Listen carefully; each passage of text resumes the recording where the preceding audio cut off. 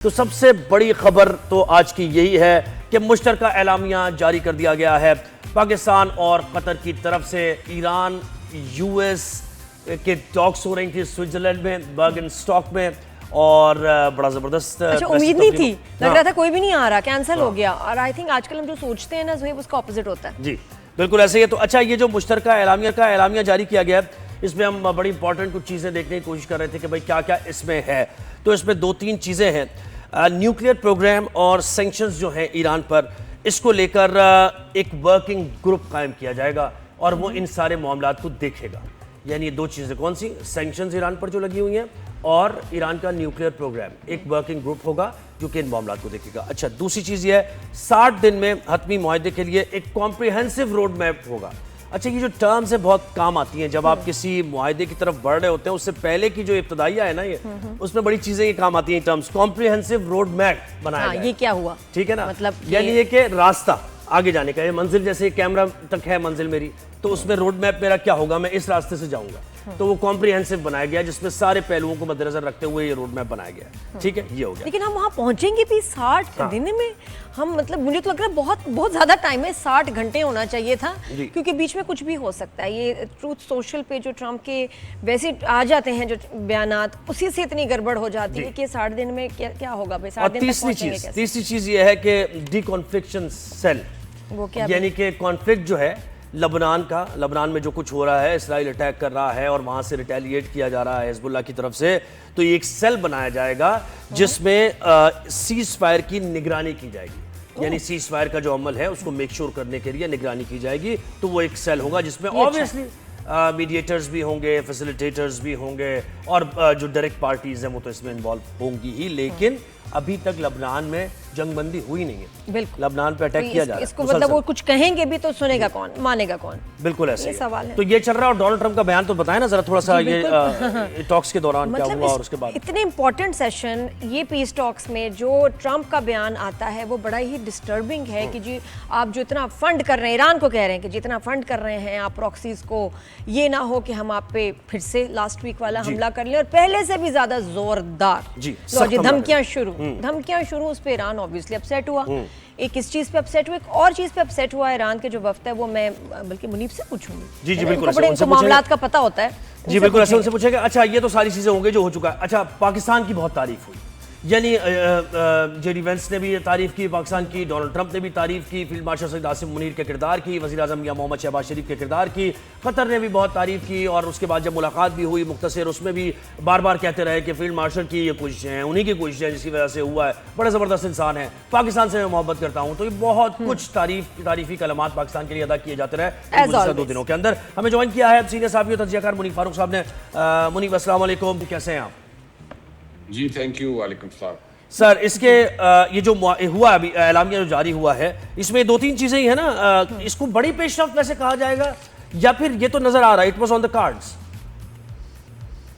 बहुत शुक्रिया। नहीं, मेरे ख्याल में एक बहुत बड़ी पेशरफ्त है, क्योंकि जो मेमोरेंडम ऑफ अंडरस्टैंडिंग था, इस्लामाबाद मेमोरेंडम ऑफ अंडरस्टैंडिंग, उसके बाद ये एक सबसे बड़ा कदम यही था कि जो टेक्निकल लेवल टॉक्स हैं वो शुरू हो, कंसिडरिंग के MOU के बाद जो अमेरिका का कॉन्डक्ट तो अपनी जगह पर रहा है, लेकिन जिस तरीके से इजराइल ने in violation of that MOU Lebanon के ऊपर अपने हमले जारी रखे हैं, क्योंकि जहन में रखिए कि जो लेबनान का पीस है वो कंडीशनल था इस MOU की साइनिंग के ऊपर भी, और इस बात की गारंटी तो अमेरिका ने भी दी थी कि ये नहीं होगा। लेकिन जिस तरीके से फिर ये होता रहा, और फिर वो एक क्रेजी फोन कॉल थी जो कि अमेरिकी सदर और नेतन्याहू के दरमियान हुई, जिसको वाइडली रिपोर्ट भी किया गया, जिसमें बड़ी रैश लैंग्वेज यूज़ की अमेरिकी सदर ने। उससे ये साबित होता है कि अमेरिका भी इस जो तरीक़ाकार था इजराइल का, उससे खुश नहीं था। लेकिन इसके अंदर क्योंकि ये दहाइयों पर मुहित एक कॉन्फ्लिक्ट है, तो MOU का साइन होना, देखिए पहले सीज फायर था, वो हो जाना बहुत बड़ी बात थी, फिर MOU Islamabad memorandum of understanding sign होना वो दूसरी बहुत बड़ी बात थी। लेकिन इसके बाद जो मेन जो कंटेंशियस इश्यूज हैं वो इसके अंदर न्यूक्लियर इशू है, उसके अंदर एनरिच्ड यूरेनियम का इशू है, वो इसके अंदर जो एक डी एस्केलेशन और जो लेबनान के अंदर है वो एक बहुत बड़ा इशू है, इकोनॉमिक सैंक्शंस और फ्रोजन एसेट्स का इशू है ईरान का। ये वो तमाम इश्यूज हैं जिनका केटर होना बहुत ज़रूरी है। अब एटलीस्ट इस जो लेक लुसेर्न समिट था, इससे एक कंक्लूजन उस मामले को जरूर मिला है कि एटलीस्ट एक रोड मैप सामने आया है। इसके अंदर कल बहुत से हिकअप्स भी आए, बहुत सारी चीजें ऊपर नीचे हुई, और एक बड़ा तवील और लंबा मैं समझता हूँ कि एक समिट था जिसके अंदर एक ही दिन के अंदर ये जॉइंट स्टेटमेंट का आ जाना और फॉलिंग अपार्ट ना होना, ये भी एक बहुत बड़ी डेवलपमेंट है। गो के जो रिपोर्ट्स यही थी कि इसके अंदर कुछ ऐसे वाकयात या मामला जरूर हुए कि जहाँ पर एक कॉन्फ्लिक्ट भी देखने को आया और नजर आया कि वहाँ पर मामला शायद आगे उस तरह ना चल सके। लेकिन जो अच्छी चीज़ है वो ये कि इसके अंदर Pakistan as a chief negotiator along with the state of Qatar एक कंक्लूजन पर ये पहुंचे हैं कि बेसिकली क्या क्या अचीव करना है। एक हाई लेवल कमेटी होगी जो कि एक्चुअली फिर जो कंटेस्टिंग पार्टीज हैं उनको भी मीडिएटर्स को भी रिपोर्ट करेगी। फिर इसके अंदर जो एक जो टेक्निकल लेवल के मुज़ाकरात हैं वो रेस्ट ऑफ द वीक जारी रहेंगे। उसमें सैंक्शंस भी हैं, उसमें एसेट्स का डीफ्रीज होना भी है, उसमें कुछ रकूम भी हैं जो कि ईरान के हवाले होनी है। और उसके बाद जो इम्पॉर्टेंट एस्पेक्ट है वो बेसिकली डी कन्फ्लिक्शन सेल है जो कि इंश्योर करेगा कि लेबनान के अंदर दोबारा जंग ना हो या तबाही ना हो, क्योंकि इस वक्त वहाँ बहुत तबाही हुई है। और जिस तरह की एक ख़ास मैकेनिज्म ये भी बनाया गया है कि जो मिसकम्युनिकेशन है स्ट्रेट ऑफ हॉर्मस के हवाले से वो ना हो, क्योंकि दोनों अतराफ से बयानात आते रहे। बीच में ईरानी मीडिया ने भी कहा, ईरान के अहदेदारों ने, कि हमने स्ट्रेट ऑफ हॉर्मस को बंद कर दिया, जबकि अमेरिकन कह रहे थे कि नहीं वो खुला हुआ है। सो अब उस मिसकम्युनिकेशन को दूर करने के लिए, क्योंकि बेसिकली वहां से तरसील कमर्शियल वेसल्स की होती है, तो अगर कमर्शियल वेसल्स को हिंड्रेंस होगी तो नेचुरली उससे ग्लोबल इकोनॉमी हिट होती है, टारगेट होती है। तो ये वो बेसिक चीजें हैं जिनको अचीव किया गया है। एक रोड मैप है फॉर 60 डेज। देखिए, अगर आप पुराने कॉन्फ्लिक्ट्स को देखें तो बैठने के लिए 2-2 साल लग जाते थे। ये तो मैं समझता हूँ एक रैपिड पेस के ऊपर चला है। अगर 60 दिन का टाइम है for a road map and obviously for the implementation of a जो ऐसे कहते हैं लॉन्ग लास्टिंग पीस एग्रीमेंट, तो it's not a bad start, in fact it's a very good and healthy start. और बहुत अच्छा स्टार्ट था Munib, and then Trump happened again. उन्होंने पोस्ट कर दिया, पोस्ट में धमकी। और मैं बीबीसी की रिपोर्ट भी एक देख रही थी जिसमें 2 बातों से ईरानी वफ्द बड़ा अपसेट हुआ, और होना भी चाहिए था। एक तो ये धमकी, दूसरा ये कि जब ये पीस टॉक शुरू हो रही थी तो कैमराज लगे हुए थे and they were not happy with that कि जी कैमराज लगे हुए क्यों स्टार्ट में, कि जी हैंड शेकिंग होंगी, मिलेंगे, एंड दे सेड नहीं, हमें कैमरे के सामने नहीं आना। तो ये 2 चीज़ें जो हैं रिकॉर्ड, उनको इतना रिकॉर्डिंग हो क्यों रही है, तो इन 2 चीज़ों पे बात कीजिएगा कि ये क्यों हुआ। देखिए, ये एक डिस्कम्फर्ट है जो कि इरानियन साइड ने शो भी किया ऑब्वियसली फॉर द पिक्चर, क्योंकि देखिए उन्होंने जब वो, आप अगर जिक्र करें, अगर आप देखें कि जब वो ट्रैवल करते हैं, पहली दफ़ा भी उन्होंने ट्रैवल किया पाकिस्तान, तो बेसिकली उन्होंने उन तमाम शहीद बच्चियों की तस्वीर और उनके नाम रखे थे जहाज़ के अंदर, उन तमाम सीट्स के ऊपर। जहाँ तो वो उनके लिए तो अभी भी वो एक स्टार्टिंग पॉइंट ही वो है कि वहाँ पर जिस तरह अनप्रोवोक्ड इतनी बड़ी तादाद में बच्चियों को वहाँ पर बमबारी की गई और शहीद किया गया, उसका तो कोई जस्टिफिकेशन नहीं। इनफैक्ट वो तो अगर देखा जाए तो एक वॉर क्राइम के जुमरे में आता है, बहुत बड़ा सानिया है। तो जब इरानियंस शुरू करते हैं तो वो वहाँ से शुरू करते हैं। दे obviously do not care about the optics. In fact, they do care about the optics, considering कि उनके मुल्क के अंदर क्या हालात है। They don't want to be seen as shaking hands with the Americans. वो इस पूरे मामले को एज अ कॉन्फ्लिक्ट ही देखते हैं। और वो अगर आप ये देखें जो इस वक्त गुफ्तगू हुई, जब ये तमाम शुरू में इंट्रोडक्टरी 1-2 स्पीचेस हो गई, इरानियन साइड ने कोई ऐसी स्पीच नहीं की। जेडी वैंस ने की, पाकिस्तान के वज़ीर आज़म ने वेलकम किया, साथ कतर के वज़ीर आज़म मौजूद थे, पाकिस्तान के फील्ड मार्शल मौजूद थे। और उसके बाद obviously the entire media team जो थी, जो भी वहाँ पर मौजूद थे, उनको बाहर भेजा गया। फिर उसके बाद जारी बात है जो विजुअल्स बने इरानियन डेलीगेशन के आने का, लेकिन आप ये देख सकते हैं कोई उनकी तरफ से कोई टुवर्ड्स दी अमेरिकन्स कोई गर्मजोशी नहीं थी। और वो अंडरस्टूड सी बात है। और ये एक्सपेक्ट करना कि वो बड़ी वार्मथ हो जाएगी, वो शायद आपको आगे भी नजर ना आए। लेकिन जिस तरीके से यूएस के ऑफिशियल्स ने, डोनाल्ड ट्रंप ने और नायब सदर ने जिस तरह पाकिस्तान की तारीफ की है और पाकिस्तान की क़यादत की तारीफ की है, इससे ये भी नजर आ रहा था ना कि वो लग रहा है डेस्परेट भी थे कि पाकिस्तान ही lender of the last resort उनका बन गया है, वरना मुश्किल हो जाती यूएस के लिए। देखिए, वो अगर देखा जाए तो ये फ्रॉम द डे वन ऐसी सूरत हाल है, क्योंकि खुद तो ये पार्टीज आपस में बैठ नहीं सकती थी।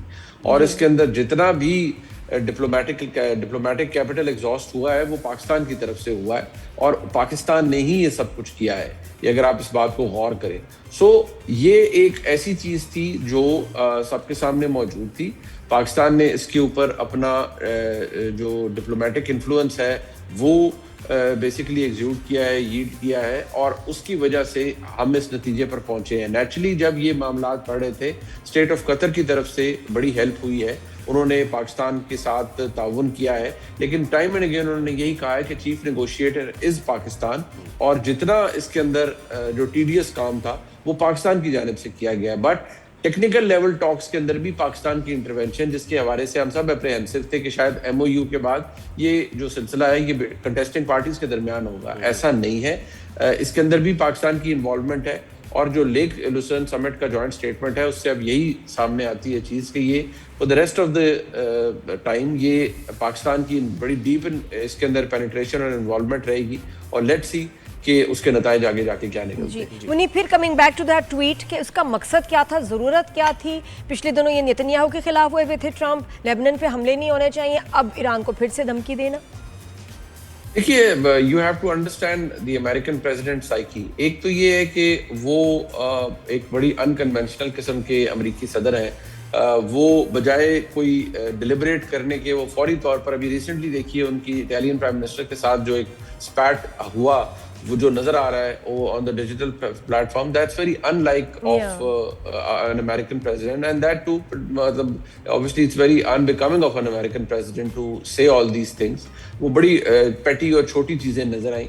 सो American president is prone to this particular conduct और वो इस तरह की हरकतें कर जाते हैं और वो बेसिकली वो ही wants to show up a brave face और वो अपना ब्रिवाडो दिखाते हैं कि देखें हम भी ऑब्वियसली हमने ईरान को बिल्कुल कैपिचुलेट कर लिया है, हमने उनकी न्यूक्लियर मामलात को ख़त्म करवा दिया है और जैसे वो कहते हैं नेवी मिलिट्री सब हमने ख़त्म कर दी ईरान की और हमने उन्हें मजबूर कर दिया कि सब कुछ करते हैं। वेयर जो इंडिपेंडेंट ऑब्जर्वर्स हैं वो इसको ऐसे नहीं देखते। ईरान स्टूड इट्स ग्राउंड और उन्होंने बहुत मार खिलाई है इसराइल को एज ए स्टेट। लिहाजा ये अमेरिकन प्रेसिडेंट का because the mid terms just round the corner, उनकी अप्रूवल रेटिंग्स बड़ी बुरी तरह गिरी हैं, तो उन्होंने ये चीज़ यही शो करनी है कि मैंने एक अनपॉपुलर वॉर जो कि अपेरेंटली है भी अमेरिका के अंदर, उससे बहुत बड़ा डिविडेंड हासिल किया है for the American general public. So this is what Donald Trump is all about. जी, और मुनीब ये भी कहना कि हिजबुल्लाह का जिक्र कर देना डोनाल्ड ट्रंप की तरफ से भी और कहना कि भाई यही प्रॉब्लम है और ईरान इसको ज़ाहिर प्रॉक्सी के तौर पे यूज़ कर रहा है। फिर नेतन्याहू का बयान भी कि हम लबनान को पे कंट्रोल हम छोड़ेंगे नहीं लबनान के ऊपर, और वो हमले कर भी रहे हैं, दिखा भी रहे हैं वो ऐसा। एक पीस पैक्ट तो गजा को लेकर भी हुआ ना मुनीब, और गजा में उसके बाद हमने देखा कि हमले जारी रहे, और अगर इसी तरह लबनान पे भी जारी रहते हैं तो फिर कौन सी ये सेल क्या काम करेगा और इस सेल में कौन कौन से ममालिक होंगे जो इंश्योर करेंगे कि भाई आप, और इतनी पावर होगी उनकी। देखिए, डीकन्फ्लिक्शन सेल के अंदर तो एसेंशियली जो कंटेस्टिंग पार्टीज हैं इनके अलावा, क्योंकि ये ईरान के लिए तो कंडीशनल था ना कि उन्होंने तो एमओयू इस्लामाबाद एमओयू साइन ही इस हवाले से किया था कि उसके अंदर ये टर्म, ये इसके एक बहुत अहम चीज़ शामिल थी। यहाँ पर जो इस डीकन्फ्लिक्शन सेल के अंदर अपेरेंटली जो एमओयू का जॉइंट स्टेटमेंट हमें बताता है कि चीफ नेगोशिएटर उसके अंदर शामिल होंगे along with state of Qatar, और ये मीडिएटिंग पार्टीज को इंश्योर करेंगे कि वो इसकी वायलेशन ना करें and they will ensure basically कि ईरान के अंदर एक जो अमन है वो रहे। अब इसके अंदर और पार्टीज को इंक्लूड किया जाता है, बट ये जहन में रखिएगा कि आप guarantee, water tight guarantees at the end of the day ये कागज के टुकड़े ही होते हैं। इसके ऊपर जो इम्प्लीमेंटेशन है वो रियासतों ने खुद करवाना होता है अगर वो साफ नीति के साथ शामिल है। ये जैसे इस्लामाबाद एमओयू था, मैं समझता था कि उसकी वो एक बहुत बड़ी डेवलपमेंट थी, लेकिन वो वल्नरेबल था अगेंस्ट वायलेशन, और वायलेशन हमें नजर आई। इसी तरह लेक लुसेर्न समिट का जॉइंट स्टेटमेंट भी बहुत आम है, लेकिन इसकी वल्नरेबिलिटी भी उतनी ही है जितनी इस्लामाबाद एमओयू की थी, और वो गजा के मामले की थी। जब सबने साइन किया हमने देखा वो बड़ी पेशरफ्त हुई थी। जी हाँ, और मुझे लगता है कि इसकी वल्नरेबिलिटी भी अभी उसी तरह मौजूद है। हु नोज आज एक आज से 24 घंटे 48 घंटे या कुछ दिनों के अंदर अंदर ये लेबनान के अंदर खुदा न खास्ता दोबारा हमले हो जाएं तो फिर एक चीज जेपटी में चली जाएगी। बिल्कुल, तो हो सकता है कि कोलैप्स कर जाएंगे फिर भी ये सारे मुज़ाकरात। बहुत शुक्रिया नीम, थैंक यू सो मच, आपने इतना टाइम दिया।